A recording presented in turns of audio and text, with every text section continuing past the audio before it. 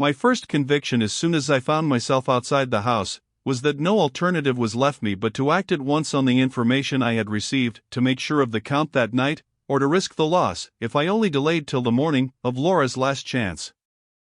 I looked at my watch. It was 10 o'clock.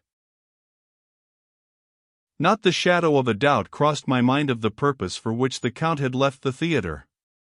His escape from us, that evening, was beyond all question the preliminary only to his escape from London.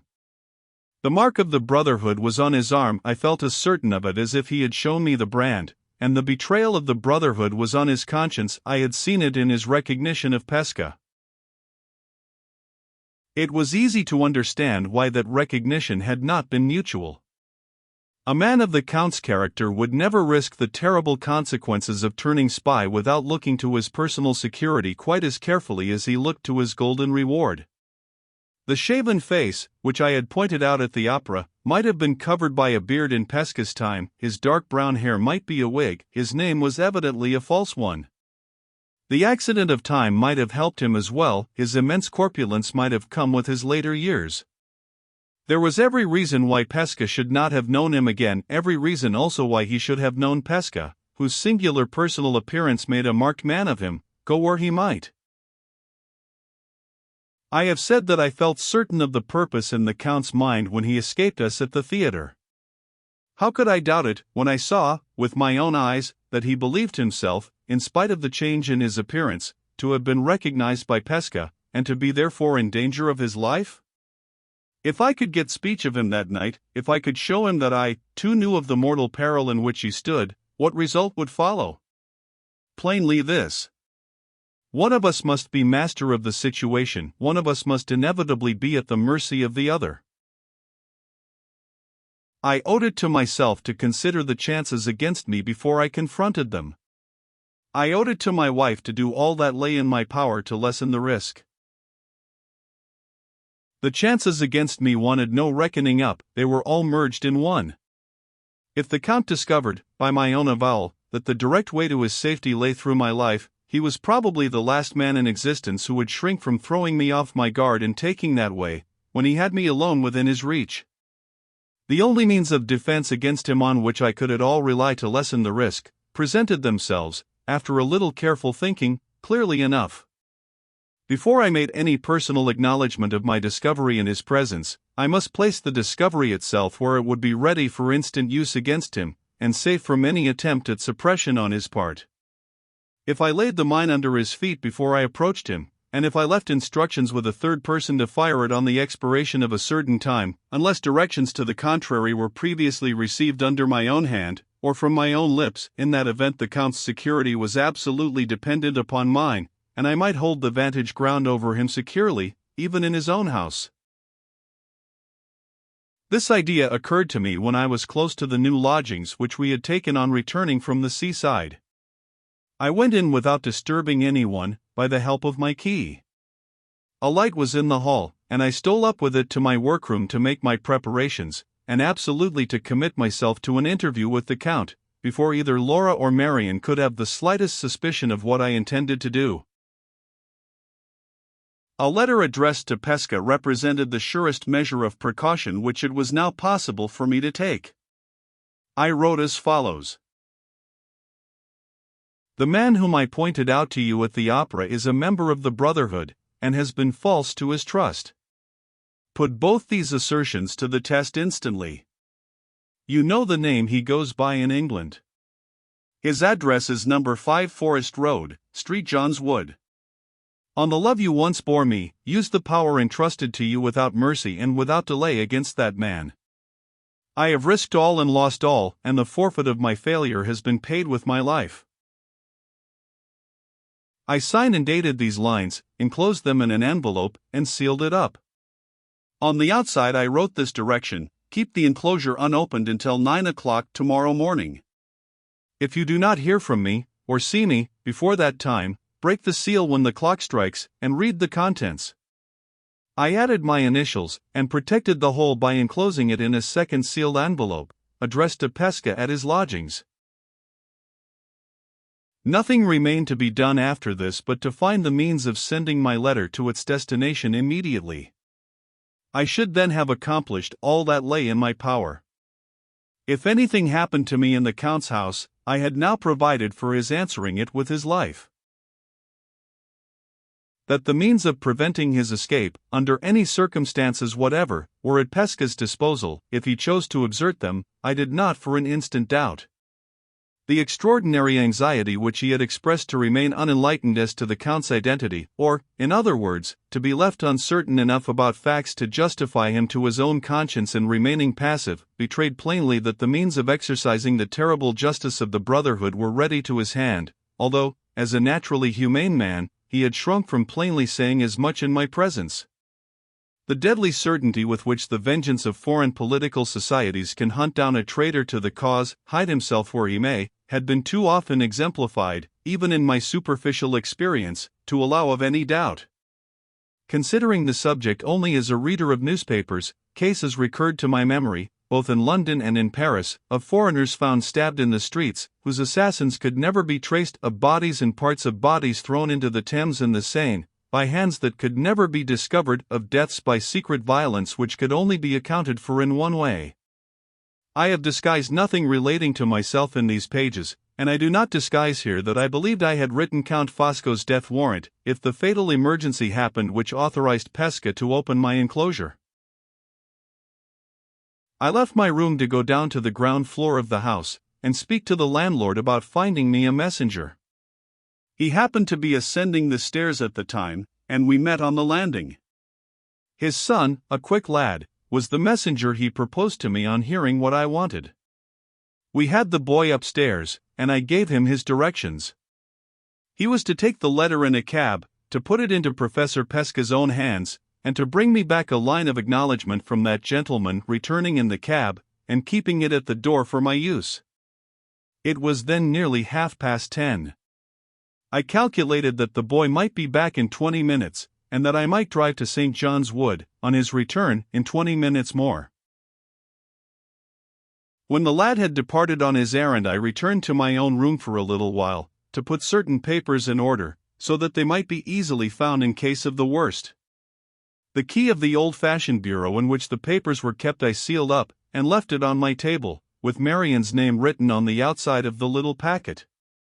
This done, I went downstairs to the sitting-room, in which I expected to find Laura and Marian awaiting my return from the opera. I felt my hand trembling for the first time when I laid it on the lock of the door. No one was in the room but Marian. She was reading, and she looked at her watch, in surprise, when I came in.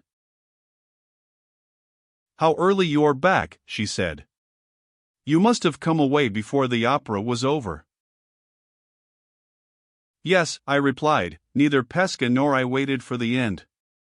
"Where is Laura?" "She had one of her bad headaches this evening, and I advised her to go to bed when we had done tea." I left the room again on the pretext of wishing to see whether Laura was asleep.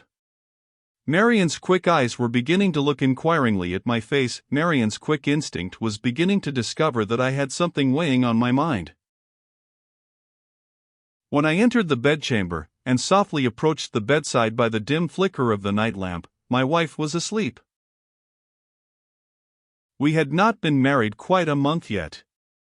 If my heart was heavy, if my resolution for a moment faltered again, when I looked at her face turned faithfully to my pillow in her sleep, when I saw her hand resting open on the coverlid, as if it was waiting unconsciously for mine, surely there was some excuse for me?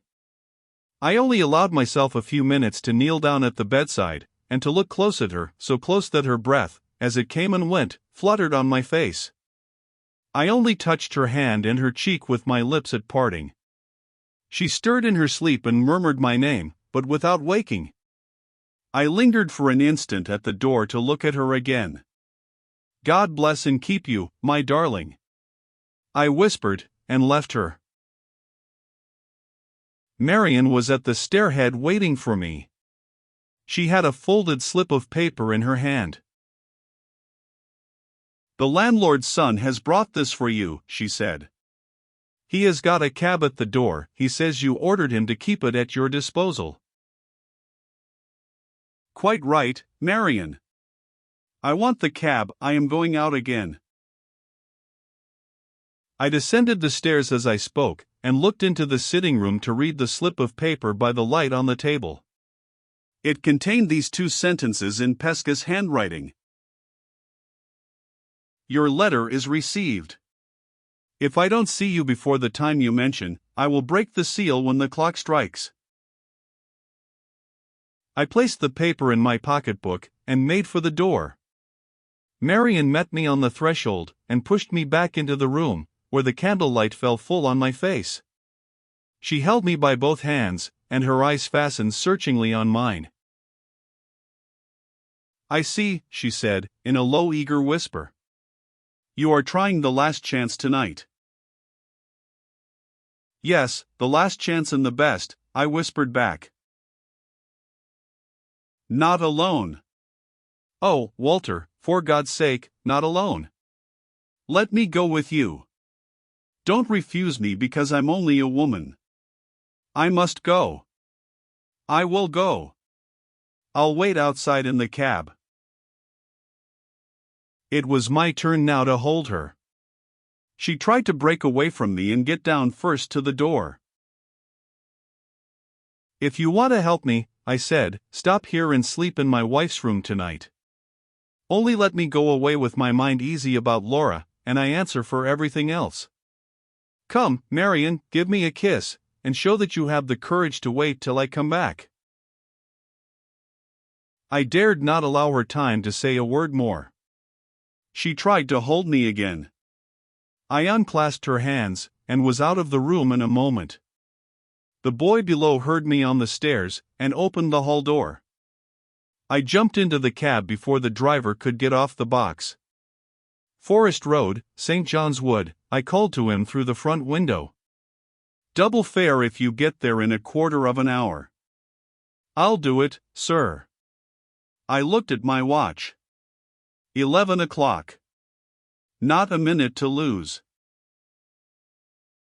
The rapid motion of the cab, the sense that every instant now was bringing me nearer to the Count, the conviction that I was embarked at last, without let or hindrance, on my hazardous enterprise, heated me into such a fever of excitement that I shouted to the man to go faster and faster. As we left the streets, and crossed St. John's Wood Road, my impatience so completely overpowered me that I stood up in the cab and stretched my head out of the window, to see the end of the journey before we reached it. Just as a church clock in the distance struck the quarter past, we turned into the Forest Road. I stopped the driver a little away from the Count's house, paid and dismissed him, and walked on to the door. As I approached the garden gate, I saw another person advancing towards it also from the direction opposite to mine. We met under the gas lamp in the road, and looked at each other. I instantly recognized the light-haired foreigner with the scar on his cheek, and I thought he recognized me. He said nothing, and instead of stopping at the house, as I did, he slowly walked on. Was he in the Forest Road by accident? Or had he followed the Count home from the opera? I did not pursue those questions. After waiting a little till the foreigner had slowly passed out of sight, I rang the gate bell. It was then 20 minutes past 11, late enough to make it quite easy for the Count to get rid of me by the excuse that he was in bed. The only way of providing against this contingency was to send in my name without asking any preliminary questions, and to let him know, at the same time, that I had a serious motive for wishing to see him at that late hour. Accordingly, while I was waiting, I took out my card and wrote under my name on important business. The maidservant answered the door while I was writing the last word in pencil, and asked me distrustfully what I pleased to want. Be so good as to take that to your master, I replied, giving her the card. I saw, by the girl's hesitation of manner, that if I had asked for the Count in the first instance she would only have followed her instructions by telling me he was not at home. She was staggered by the confidence with which I gave her the card. After staring at me, in great perturbation, she went back into the house with my message, closing the door, and leaving me to wait in the garden. In a minute or so she reappeared. Her master's compliments, and would I be so obliging as to say what my business was? Take my compliments back, I replied, and say that the business cannot be mentioned to anyone but your master. She left me again returned, and this time asked me to walk in. I followed her at once. In another moment I was inside the Count's house.